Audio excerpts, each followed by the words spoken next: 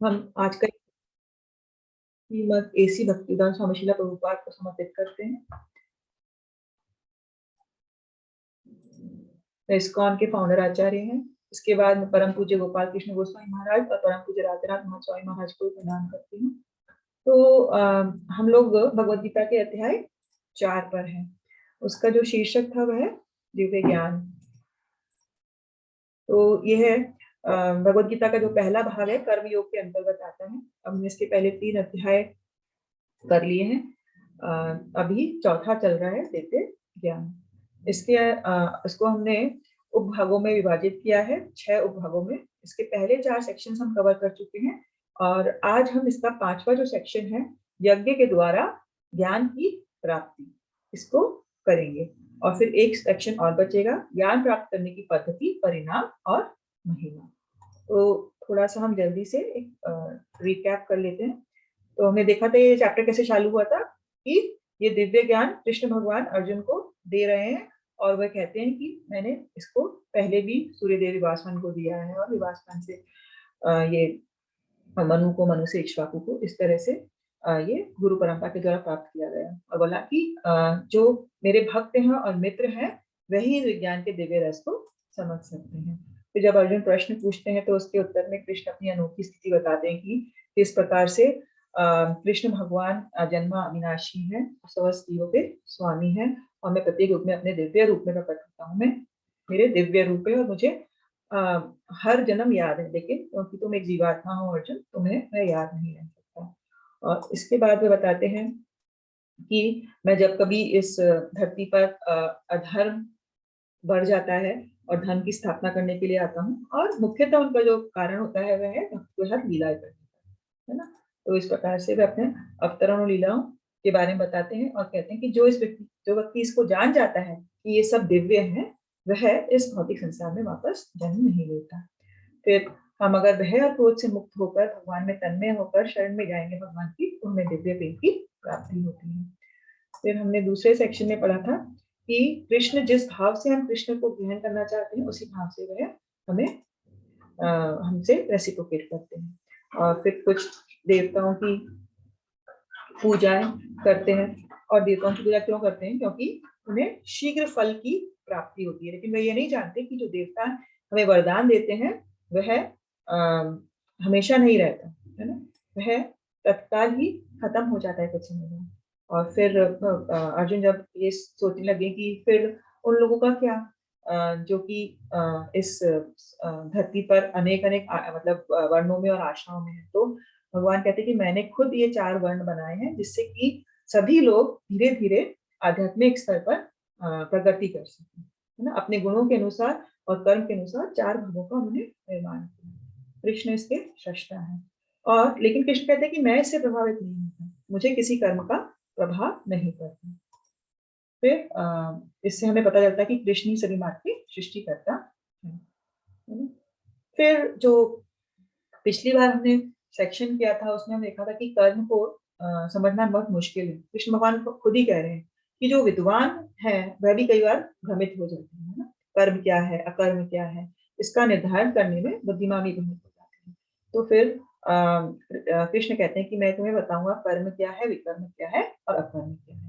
तो हमने इसमें देखा था कि कर्म तो हम जब कोई कार्य कर रहे हैं, चाहे हम पुण्य कार्य कर रहे हैं या पाप में कार्य कर रहे हैं, जैसे कि दान दे रहे हैं या चोरी कर रहे हैं, लेकिन हम कोई ना कोई कर्म में प्रवृत्त हैं, इसके लिए खुद के लिए, खुद की इच्छाओं की पूर्ति के लिए।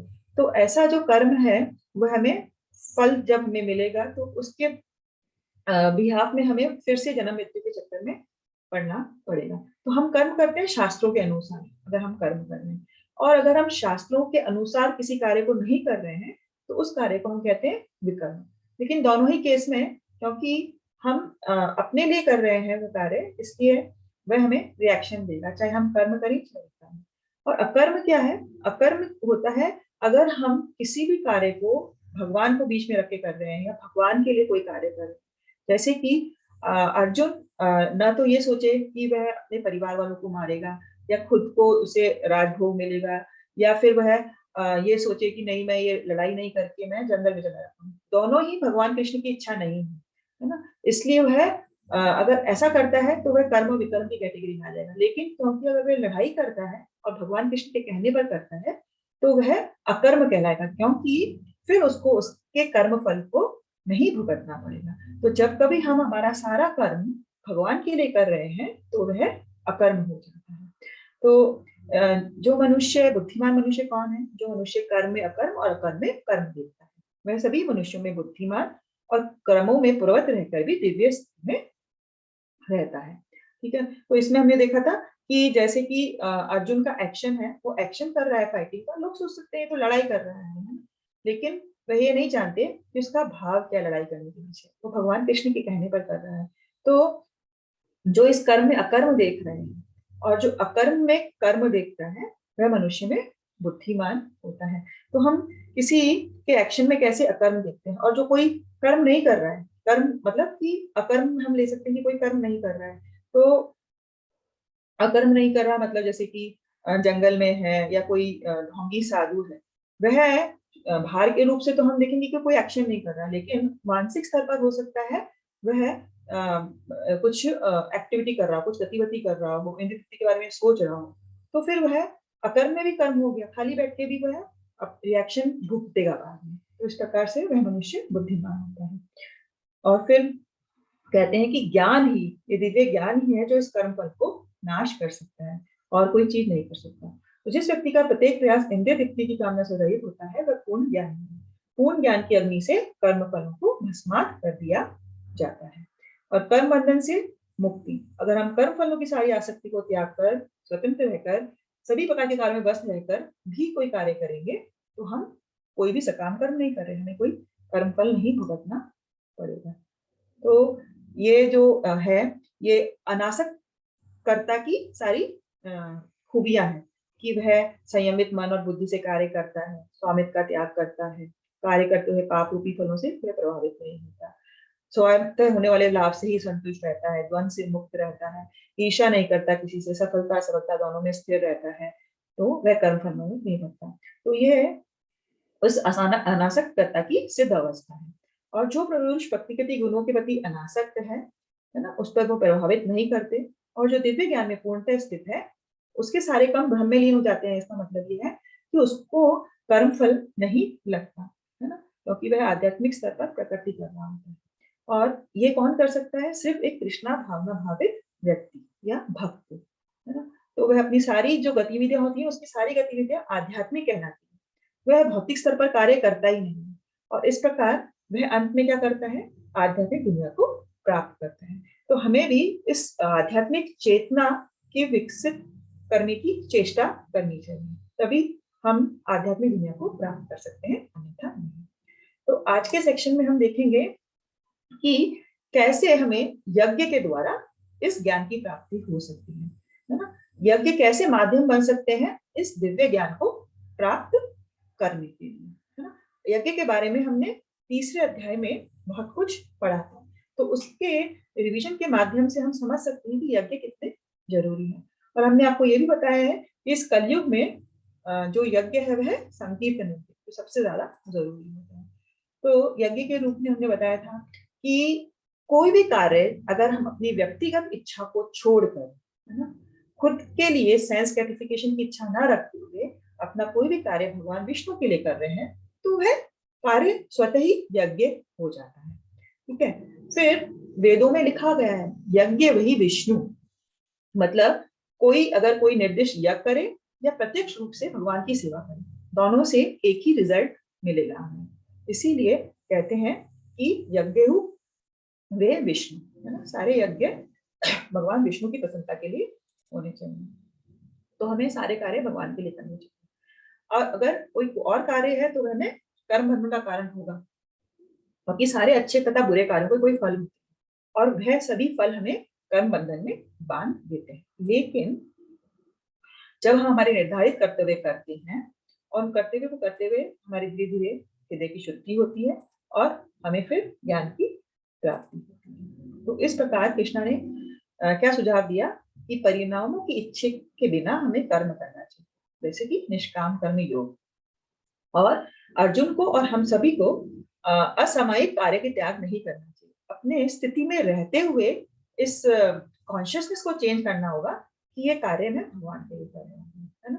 तो हम कर्म फल के बंधन से मुक्त हो सकते हैं, है ना। तो इस प्रकार अर्जुन को भगवान कहते हैं, और कहते हैं कि अगर तुम इस लेवल पे नहीं हो अभी कि कर्म फल की कामना से मुक्त नहीं हो पा रहे हो, तो कम से कम अपने कार्य को पूर्णतः त्यागने की बजाय इच्छा को रखते हुए कार्य करना चाहिए वेदों के अनुसार, है ना। तो इस प्रकार हमें एक्ट करना चाहिए, यज्ञ कार्य करना चाहिए। जैसे कि इस तीसरे अध्याय के 9वें श्लोक में क्या कहा गया था, यज्ञार्थ कर्मणो कन्यत्र लोको यम कर्म बन्ना तदर्थम कर्म कौन्तेय मुक्त संग समाचर। श्री विष्णु के लिए यज्ञ रूप में कर्म करना चाहिए, अन्यथा कर्म के द्वारा इस भौतिक जगत में बंधन उत्पन्न होता है। अतः हे कुंती पुत्र, उनकी प्रसन्नता के लिए अपने नियत कर्म करो, इस तरह तुम बंधन में सदा मुक्त रहोगे। तो ये फॉर्मूला है कर्म बंधन से मुक्त होने के लिए। और इस श्लोक में ही भगवान ने यज्ञ रूप जो शब्द है सबसे पहले गीता में बोला, है ना। तो हमने बताया था इसमें कि जैसे यज्ञ जब हम करते हैं तो हमें पता है कि यज्ञ में हमें आहुति देना होता है, या यज्ञ का एक कोई रूप होता है ना, हवन कुंड बनता है और उसमें हम कोई आहुति देते हैं। उसी प्रकार से हमारा जो ये यज्ञ है ये भी किसी त्याग के लिए है ना। तो इसमें जैसे कि हम घी और तेल डालते हैं, इसमें हमने कर्म रूपी जब हम यज्ञ करते हैं तो उसे हमें सोचना चाहिए कि हम भगवान विष्णु के लिए यज्ञ कर रहे हैं, और कभी भी किसी यज्ञ का कोई नुकसान नहीं होगा, है ना। हम सोचते हैं कि यज्ञ में जो हमने डाला वो सब बेकार चला गया, ये सब तो बेकार है, लेकिन इस तरह से हमें नहीं सोचना चाहिए। फिर इसी चैप्टर के 10वें श्लोक में कहा था भगवान ने कि यज्ञ क्यों करना है, क्योंकि इससे हमें आनंद और मुक्ति दो चीज की प्राप्ति होती है ना। स यज्ञ प्रज्ञा शिष्ट्वा पुरोवाच प्रजापति अनिनेन प्रस्विष्य धूमेश एषो वोस्थ इष्टकाम धूप।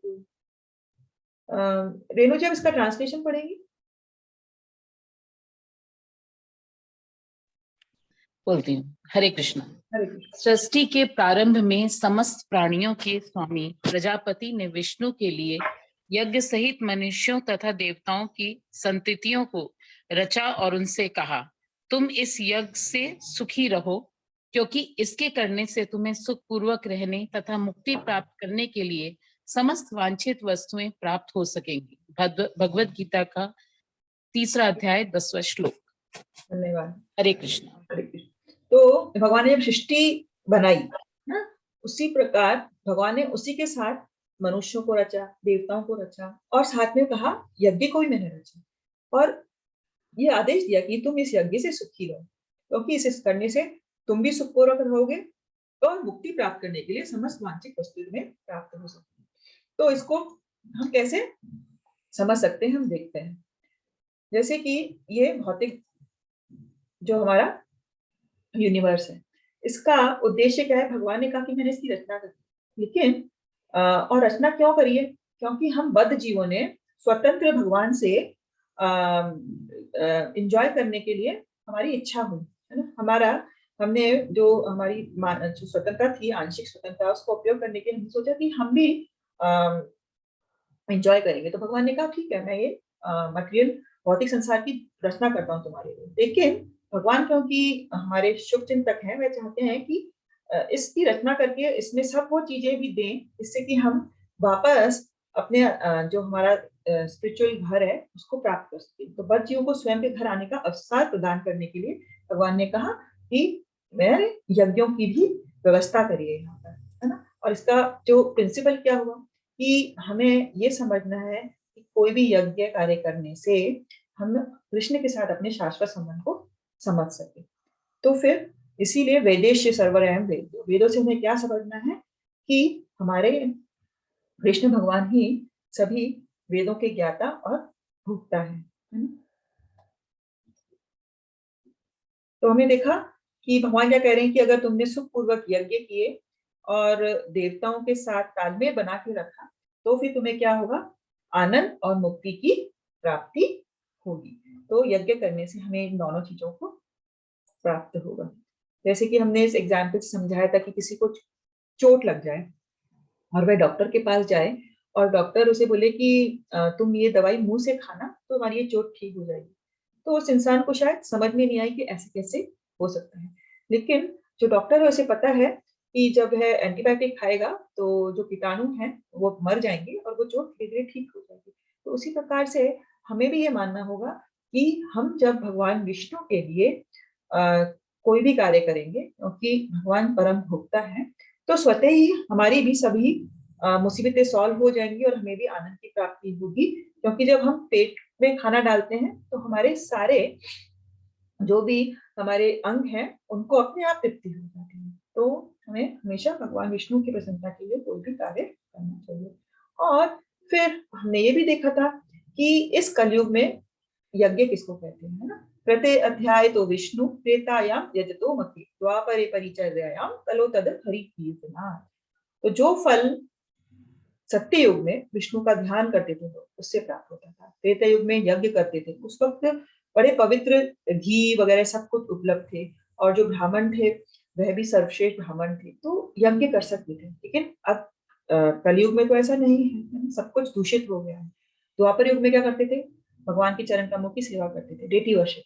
तो ये मेन मेन मैकेनिज्म था। लेकिन इसका मतलब नहीं कि बाकी सारे जो चारों चीजें थी वो हर युग में हमेशा रही है ना? तो कलयुग में भी सब कुछ हम कर सकते हैं, ध्यान कर सकते हैं, यज्ञ कर सकते हैं और भगवान के चरण कमलों की सेवा कर सकते हैं। लेकिन चैतन्य महाप्रभु ने क्या कहा कि कलयुग में एक सबसे अच्छी बात है कि यहाँ पर सिर्फ हरे कृष्ण का महामंत्र का जाप कर कर कीर्तन कर कर वही चीज हम प्राप्त कर सकते हैं जो इन सब युगों में ये सब करने से मिलता था। तो हरिनाम पर इतना जोर दिया गया है कलयुग में। और भगवान ने इस अध्याय में ये भी बोला है कि यज्ञ नाम जपो यसी, है ना? मैं समस्त यज्ञों में पवित्र नाम का कीर्तन जप हूँ। ये भगवान 10वें अध्याय में जब आएंगे हम तो 25वें श्लोक में कहते हैं कि मैं समस्त यज्ञों में पवित्र नाम का कीर्तन जप हूँ। तो जप की महिमा है कि भगवान स्वयं कह रहे हैं कि सारे यज्ञों में मैं पवित्र नाम का जप कीर्तन हूँ। फिर इसी के अध्याय में, तीसरे अध्याय में 11वां नंबर श्लोक आता था। उसमें कहा था भगवान ने कि तुम यज्ञों के द्वारा देवता प्रसन्न होंगे। और देवों को हमें प्रसन्न क्यों करना है? क्योंकि देवता भगवान ने अपॉइंट किए हैं, है ना? एक उनकी जो ये गवर्नमेंट है, सरकार है, उसमें ये विभिन्न प्रकार के जो देवता हैं ये मिनिस्टर्स हैं। और वह हमें जैसे सन सूर्य देव हमें सन दे रहे हैं, भगवान बारिश के लिए रिस्पॉन्सिबल है, इसी प्रकार से अन्य देवता अन्य अन्य चीजों के लिए रिस्पॉन्सिबल है। तो हमें कृतज्ञ होना चाहिए उनके प्रति, है ना? और हम दोनों के बीच में जब सहयोग होगा, जब हम भगवान इन सब देवी देवताओं के लिए भी यज्ञ करेंगे तो सभी को अंत में संपन्नता प्राप्त होगी। तो भगवान ये वेदों के अनुसार हमें एक्ट करने के लिए कह रहे हैं इसमें कि तुम्हें ये सब करना होगा, अन्यथा क्या होगा? तुम चोर कहलाओगे। अगर हम जीवन की विभिन्न आवश्यकताओं की पूर्ति करने वाले देवताओं के लिए यज्ञ नहीं करें, है ना, उनको प्रसन्न नहीं करें, तो फिर क्या होगा कि हम इनको उपहारों को सिर्फ अपने भोग के लिए उपयोग कर रहे हैं, तो हम क्या कहलाएंगे? चोर कहलाएंगे। तो हमें ऐसा नहीं बनना है। जैसे हमने इस उदाहरण से समझाया था कि ये बिल्डिंग बन रही है और इस बिल्डिंग के लिए सब पैसा उसका जो मालिक है वो दे रहा है, और बाद में जो सब मिस्त्री हैं, कारीगर हैं, वह कहें कि हमने इसमें इतनी मेहनत करी है, हम तो ये घर हमारा है बाद में आता। तो क्या ये सही है? नहीं है ना। तो इसीलिए हमें ये शरीर भी भगवान ने दिया है, ये भौतिक सुख सुविधाएं भी भगवान ने दी है, और हम इसका इस्तेमाल केवल अपनी इंद्रिय तृप्ति के लिए करें, है ना, और भगवान को बीच में नहीं रखें, तो फिर हम चोर कहलाएंगे, हम पापी कहलाएंगे। हमें सभी चीजों का इस्तेमाल करना है, भगवान ने उपयोग करने के लिए हमें दिया है, लेकिन हमारी चेतना को हमें बदलना है। हमारी चेतना को बदलना है कि मैं मतलब हमारा जो ये भोग वृत्ति है उसको हमें सेवा वृत्ति में बदलना है। भोग सिर्फ हमारे भोग के लिए चीजें नहीं, हमें ये समझना है कि इसी चीज को मैं कैसे भगवान की सेवा में लगा सकती हूँ।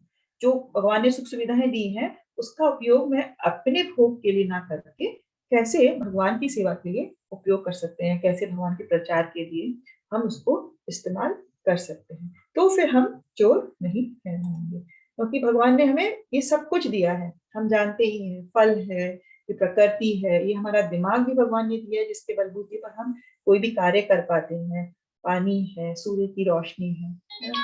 तो फिर हम देखते हैं कि भगवान कह रहे थे 5वें अध्याय में, भगवान ने फिर से कहा है, हम देखेंगे इसको, कि भगवान कहते हैं कि मुझे समस्त कार्य, यज्ञ और तपस्याओं का परम भोक्ता, समस्त लोगों तथा देवताओं का परमेश्वर एवं समस्त जीवों का उपकारी और हितैषी जानकर पूर्ण पुरुष भौतिक दुखों से शांति लाभ प्राप्त करता है।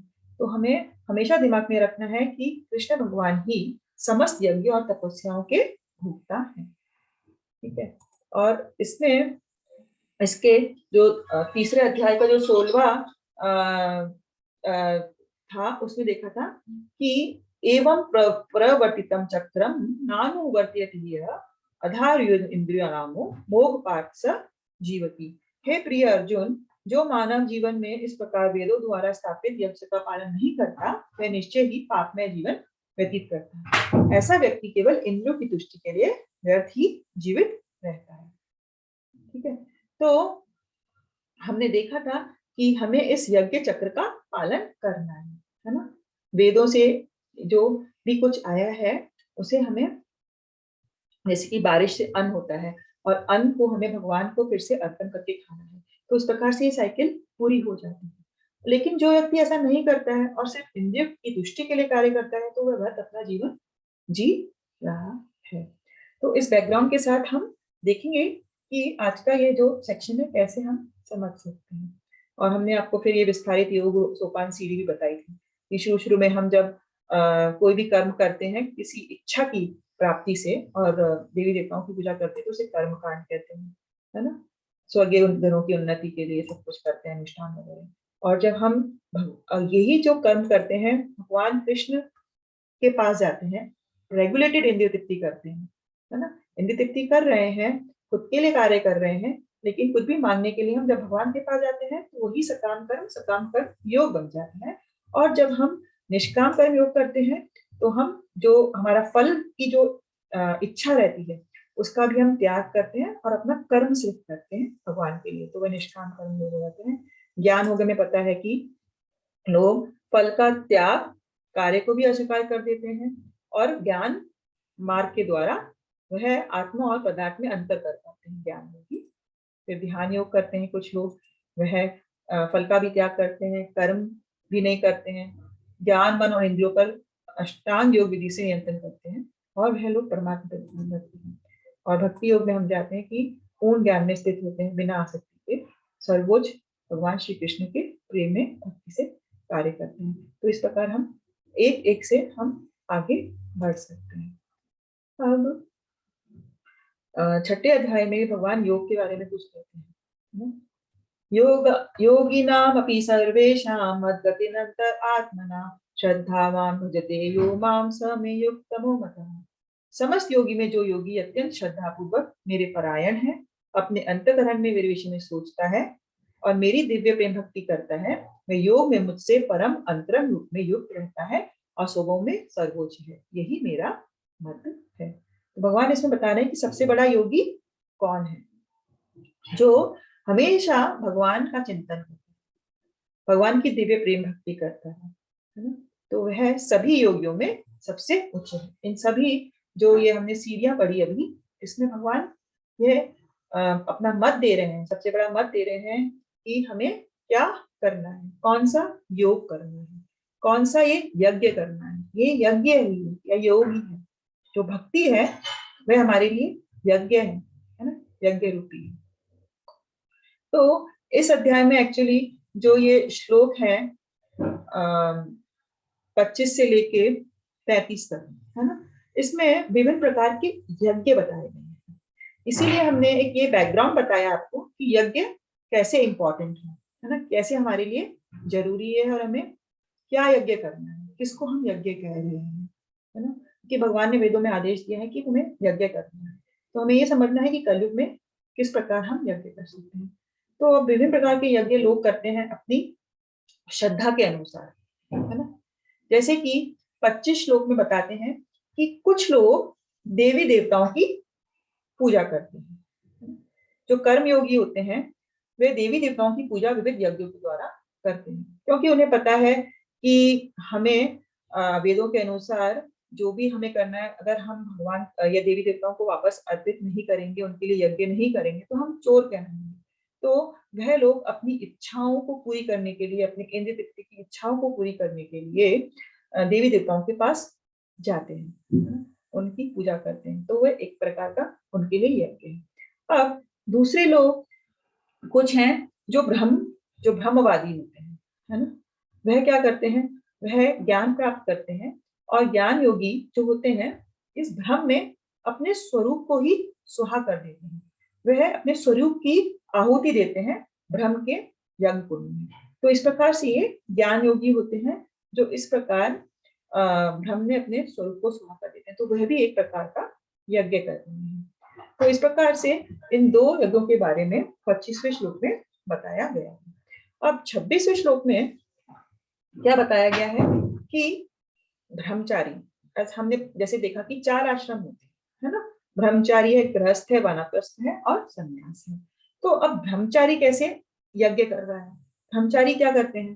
ब्रह्मचारी को आश्रम में सिखाया जाता है कि उन्हें अपने इंद्रियों को मन के द्वारा कंट्रोल करना है ना। तो वे इस प्रकार अपनी इंद्रियों को मन के द्वारा नियंत्रित करके एक यज्ञ कर रहे हैं। अब कैसे यज्ञ कर रहे हैं? क्योंकि जैसे कि अगर ब्रह्मचारी क्या होते हैं, मोस्टली उनको गुरु से सुनना होता है ना। तो वह श्रवण करते हैं। तो श्रवण करते हैं, तो जब वह सुनते हैं तो वह क्या सुन रहे हैं? वह गुरु से शास्त्र सुन रहे हैं, है ना।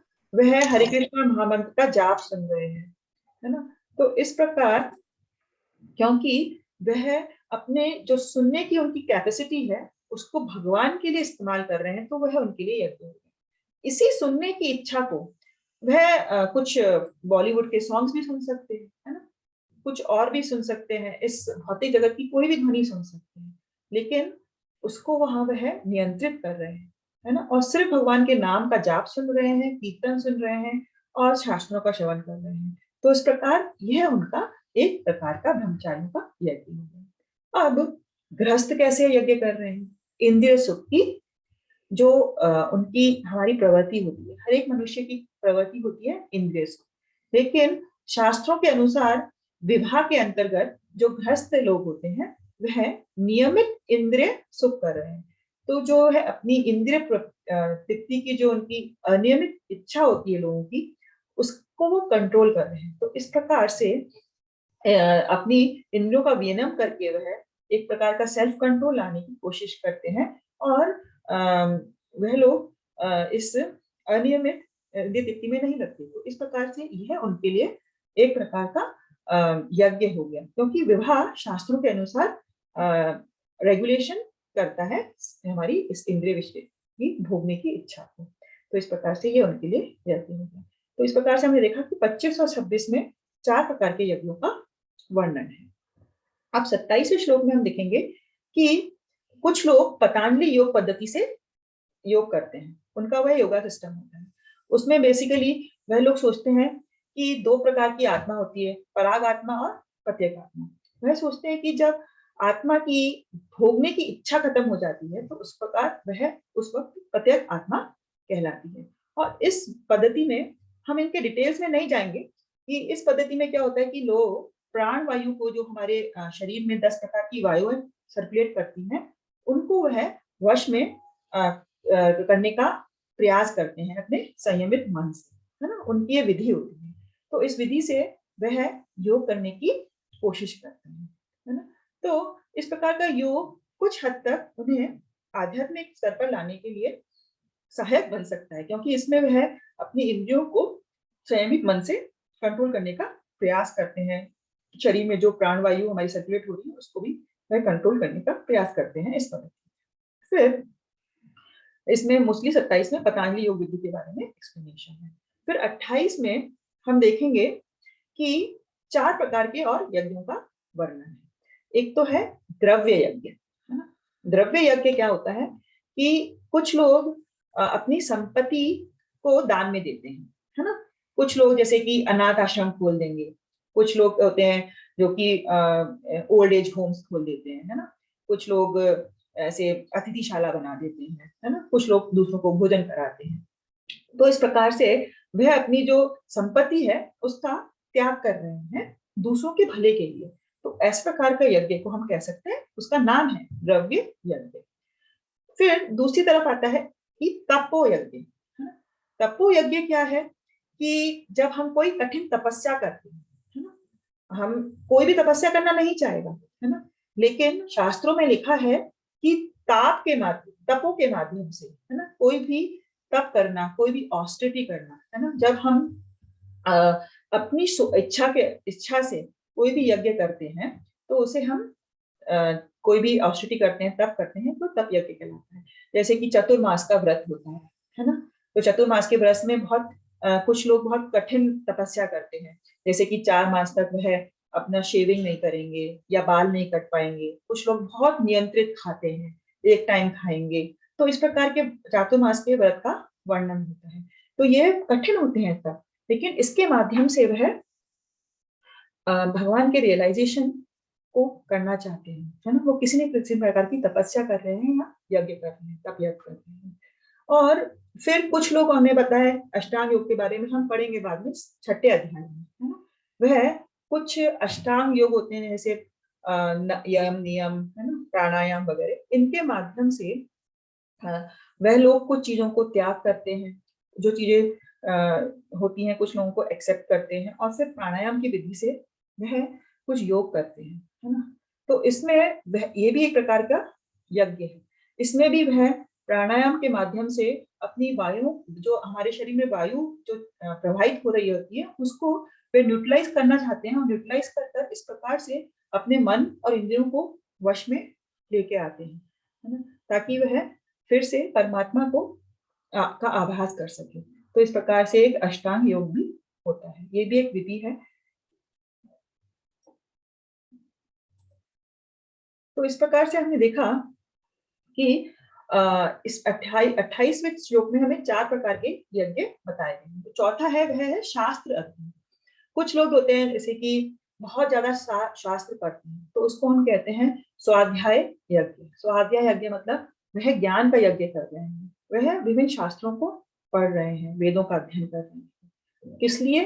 पारलौकिक ज्ञान में आगे बढ़ने के लिए।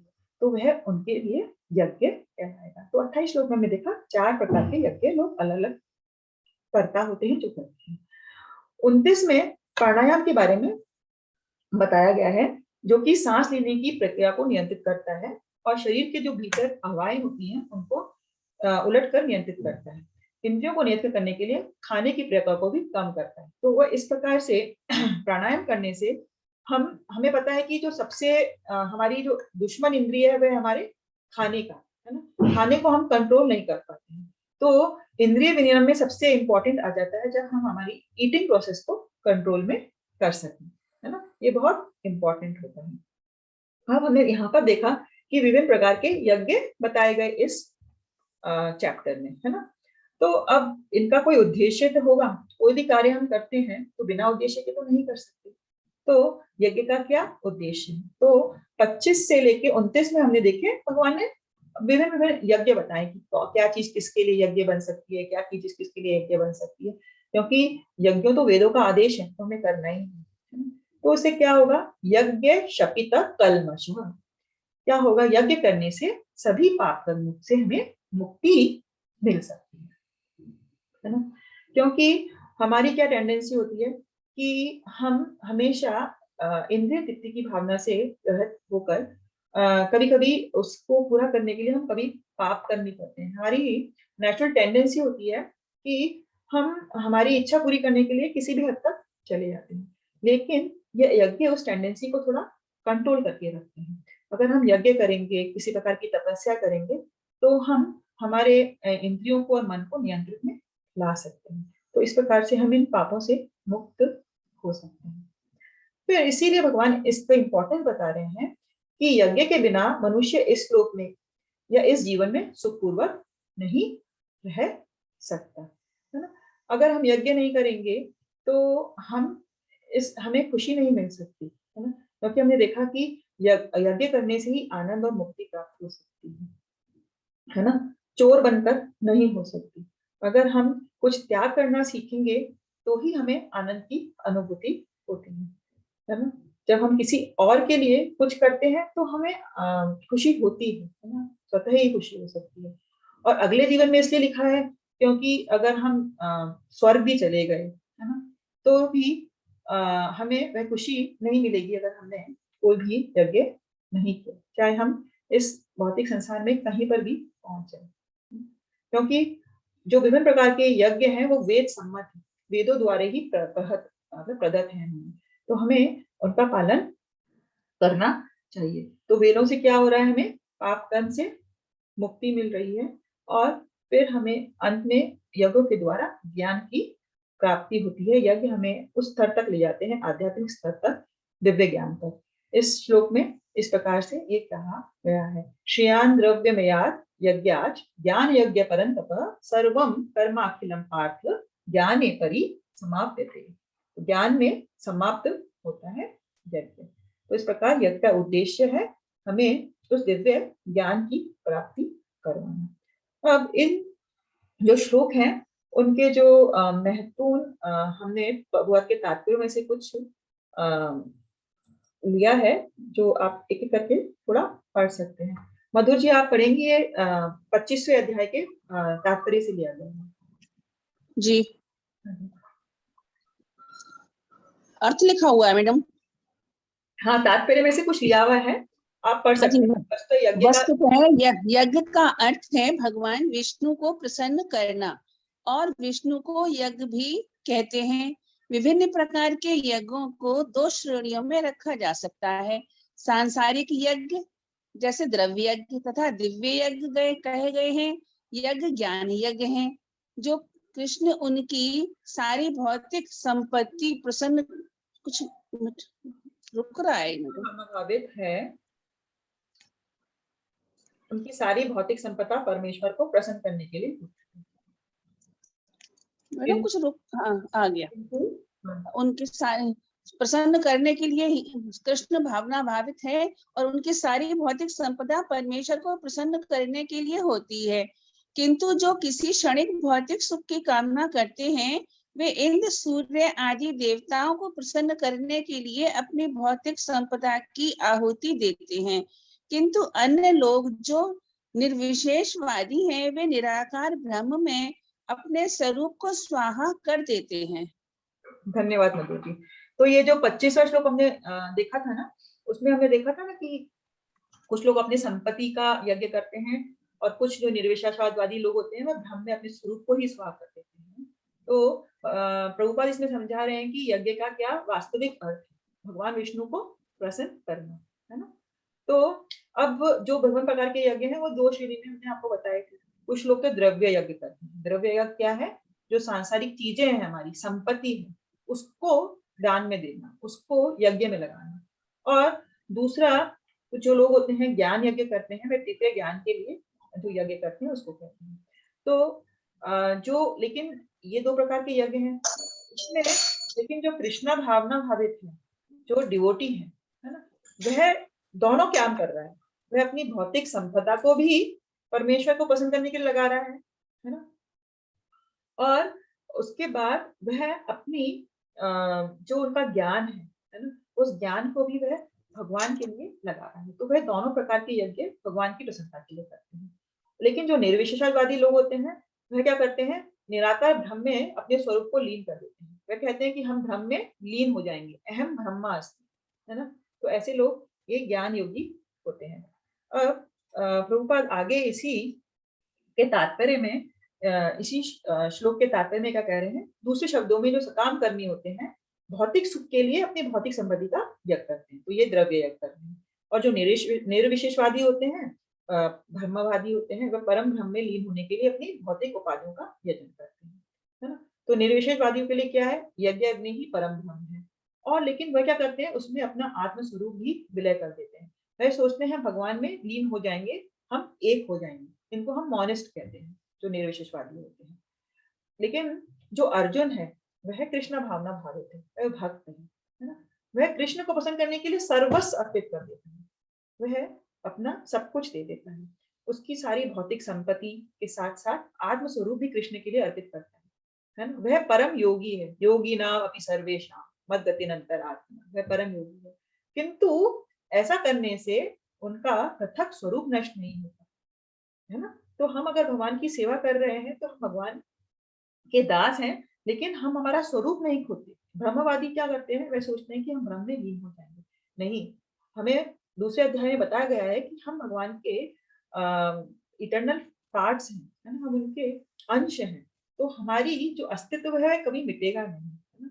हम यहाँ पर आए हैं मटेरियल भौतिक संसार में, और जब हम वापस भगवान धाम जाएंगे तो हम वहाँ भगवान की नित्य सेवा करेंगे, और उसी का प्रयास, उसी का अभ्यास हमें यहाँ पर करना है। तभी हम परम योगी अर्जुन की तरह बन पाएंगे। अब इसी चैप्टर के जो 28 श्लोक में हमने पढ़ा था, विभिन्न प्रकार के यज्ञ बताए थे, 4 प्रकार के यज्ञ हमने आपको बताए थे उसमें, है ना। तो इसको कोई पढ़ेगा? उमेश जी आप पढ़ेंगे?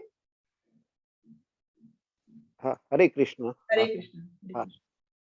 वे सारे योगी विभिन्न प्रकार के यज्ञों में लगे रहते हैं और उच्च जीवन की तलाश में रहते हैं, किंतु कृष्ण भावनामृत इनमें से पृथक है, क्योंकि यह परमेश्वर की प्रत्यक्ष सेवा है। इसे उपर्युक्त किसी भी यज्ञ से प्राप्त नहीं किया जा सकता, अपितु भगवान तथा अनेक प्रामाणिक भक्तों की कृपा ही प्राप्त किया जा सकता है। फलतः कृष्ण भावनामृत दिव्य है। हरे कृष्ण। हरे कृष्ण। धन्यवाद उमेश जी, है ना। तो हमने देखा कि सारे योगी किसी न किसी यज्ञ में लगे हुए हैं और चाहते हैं उच्च जीवन की तलाश, है ना। ठीक है ना। कुछ लोग तो जो भ्रमित हैं वह तो सिर्फ इंद्रिय तृप्ति के लिए लगे हैं, लेकिन हाँ, हमने देखा कितने सारे योगी हैं जो विभिन्न प्रकार के यज्ञ कर रहे हैं, क्योंकि उनका उद्देश्य है उच्च जीवन। ठीक है। लेकिन प्रभुपाद क्या कह रहे हैं कि इन सबसे अलग हटकर है कृष्णा भावना में। Krishna consciousness is totally different from all this, क्योंकि इसमें हम भगवान की प्रत्यक्ष सेवा कर रहे हैं, और इसको हम किसी यज्ञ से प्राप्त नहीं कर सकते। यह केवल और केवल भगवान की कृपा से, और जो प्रामाणिक भक्त हैं उनकी कृपा से ही हमें ये भक्ति करने का अवसर मिल सकता है, अन्यथा नहीं, है ना। ये हमारे लिए सबसे बड़ा यज्ञ है ना। ये जो हम भगवान की सेवा करना चाहते हैं, तभी वह सबसे बड़ा यज्ञ है, लेकिन वह भगवान और भक्तों की कृपा से प्राप्त किया जा सकता है, और इसीलिए ये कृष्णा भावनामृत दिव्य है। इसका कोई कंपैरिजन नहीं है दूसरों चीजों से। जैसे कि इस श्लोक में बताया गया है कि भक्ति की विशेष स्थिति होती है ना। 14वें अध्याय में 26वां श्लोक कहता है, माचा यो अभिचारेण भक्ति योगेन सेवते सगुणान समतीते तान ब्रह्मा भुआय कल्पते। जो समस्त परिस्थितियों में अविचलित भाव से पूर्ण भक्ति में प्रवृत्त होता है, वह तुरंत ही प्रकृति के गुणों को लांघ जाता है और इस प्रकार ब्रह्म के स्तर तक पहुंच जाता है। अलग से कोई प्रयास नहीं करना पड़ता। तो ये भक्त की एक विशेष स्थिति है। प्रभुपाद कह रहे हैं कि कृष्णा भावनामृत स्वयं में दिव्य है ना। वह भगवान की और भक्तों की कृपा से मिलती है, और जो ऐसा भक्त है वह तुरंत ही प्रकृति के गुणों को लांघ जाता है। उसे योगियों जैसे कोई अलग से एंडेवर नहीं करना पड़ता, अपना खुद का प्रयास नहीं लगाना पड़ता। कृपा मात्र से वह भक्ति प्राप्त कर सकता है और इस स्तर तक पहुंच जाता है, स्वतः ही पहुंच जाता है। तो इतना इजी है ये भक्ति मार्ग। और रूपा इसमें ये भी कहते हैं कि जब हम प्रसाद खाएंगे, है ना, जब हम प्रसाद खाएंगे तो हमारे यहाँ जो ईटिंग हैबिट है, ईटिंग जो खाने की इच्छा है, वह अपने आप ही कम हो जाएगी। तब हम बाहर का नहीं खाएंगे, हम रेस्टोरेंट्स वगैरह नहीं जाएंगे, तो स्वतः ही कंट्रोल हो जाएगा। तो हम कृष्णा भावनामृत में आने के बाद देखेंगे कि हमें अलग से इंद्रिय तृप्ति की इच्छा को कंट्रोल करने का प्रयास नहीं करना पड़ता। तो कृष्ण प्रसादम को खाते रहने से स्वयं ही हमें कम खाने की आदत पड़ जाती है, और इंद्रिय निग्रह के मामले में कम भोजन करना अत्यंत लाभप्रद होता है ना। और इंद्रिय निग्रह के बिना, क्योंकि हमें पता है कि इस इंद्रिय निग्रह के बिना हम इस भाव संसार को कभी भी पार नहीं कर सकते। प्रभुपाद इसीलिए भक्ति पर बार बार उनके हर श्लोक में वह जोर देना चाहते हैं। उनके तात्पर्य में आप देखोगे कि भगवान, उन्होंने सब कुछ समझाने के बाद वह अंत में कह देते हैं कि कृष्णा भावनामृत होने से ही आप सब कुछ कर सकते हैं। एटलीस्ट आप प्रसाद खाने से, ईटिंग जो आपकी जो प्रवृत्ति है उसको भी आप कैसे स्वतः ही वश में कर लेते हैं। फिर इस अध्याय के 30वें जो श्लोक था उसमें जो बताया गया था कि ये जो विभिन्न प्रकार के यज्ञ हैं उनका उद्देश्य क्या है। हमने कहा था यज्ञ के उद्देश्य, उसका पहला जो श्लोक था। तो इनका सबका एक ही उद्देश्य है। कोई भी हम यज्ञ कर रहे हैं, क्या मेन फोकस है? इंद्रियों का निग्रह, है ना। हमने सेंस कंट्रोल के बारे में बहुत विस्तार से दूसरे अध्याय में भी देखा था, कैसे इंद्रिय विषयों की चीजों को देख के उसके ऊपर चिंतन करने लगती हैं और आगे फिर चिंतन करने से हम उसके राग उत्पन्न होता है और फिर हमारा विनाश होता है। तो अगर हम वहीं पर कंट्रोल कर लेंगे तो कितना अच्छा है। इसीलिए सभी यज्ञों का उद्देश्य है, मेन चीज है कि हम कैसे अपनी इंद्रियों को कंट्रोल करें। क्योंकि इंद्रिय तृप्ति की जो ये स्थिति है, यही जो है ये हमें हमारे इस भौतिक अस्तित्व का मुख्य कारण है। क्यों हम इस संसार में आए हैं? इंद्रिय तृप्ति के लिए। हमने भगवान से स्वतः अलग होकर भोग की इच्छा करी, इसीलिए हम इस भौतिक अस्तित्व में लाए गए हैं। ठीक है ना। तो हमें क्या करना है, जब तक हम इस इंद्रिय तृप्ति के विभिन्न धरातल पर स्थित न हो तब तक हम सच्चिदानंद के नित्य तार पर उठ नहीं पाएंगे। और ये धरातल कहाँ है? नित्य आकाश है, ब्रह्म आकाश में। तो उपयुक्त सारे यज्ञों से संसार के पाप कर्मों को विमल किया जा सकता है। हम इस पाप कर्म की जो हमारी प्रवृत्ति है उसको वश में कर सकते हैं। जीवन में इस प्रगति से मनुष्य न केवल सुखी और ऐश्वर्य बनता है, अपितु अंत में वह निराकार ब्रह्म के साथ तादात्म्य के द्वारा कृष्ण भगवान की संगति प्राप्त करके भगवान के शाश्वत धाम को प्राप्त कर सकता है। चाहे हम जब हम किसी गुरु को स्वीकार कर लेते हैं, हम वेदों का अध्ययन करते हैं, तपस्या करते हैं, इंद्रियों का कंट्रोल करते हैं, तो हमें स्पिरिचुअल नॉलेज मिलती है, दिव्य ज्ञान मिलता है और हम भगवान के शाश्वत धाम को वापस जा सकते हैं। तो इस प्रकार से यज्ञों का मुख्य उद्देश्य है इंद्र तृप्ति का निग्रह।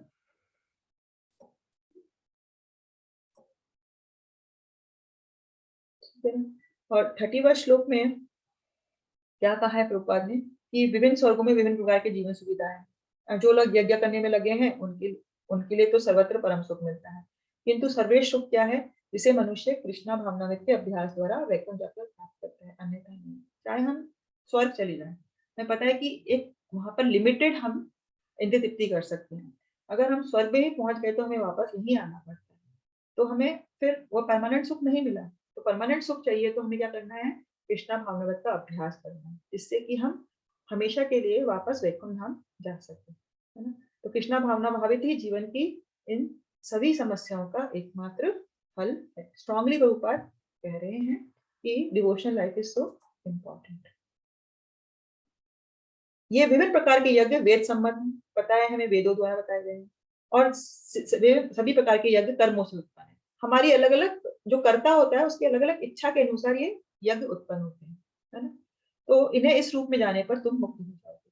तो अल्टीमेटली क्या फायदा होगा कि हमें मुक्ति के स्तर पर ले जाएंगे अगर हमने इन यज्ञों का पालन किया अपनी अपनी कर्ता की श्रद्धा के अनुसार। जैसे कि डराएगा कि कोई, तो ये जो ब्रह्मचारी है वह इसका यज्ञ कर रहे हैं अपना सुनने की प्रवृत्ति का, है ना, मन को नियंत्रित कर रहे हैं, है ना। ये कुछ अष्टांग योगी होते हैं, कुछ ध्यान योगी कर रहे हैं, कुछ विभिन्न प्रकार के प्राणायाम कर रहे हैं। तो इस प्रकार से ये सभी यज्ञ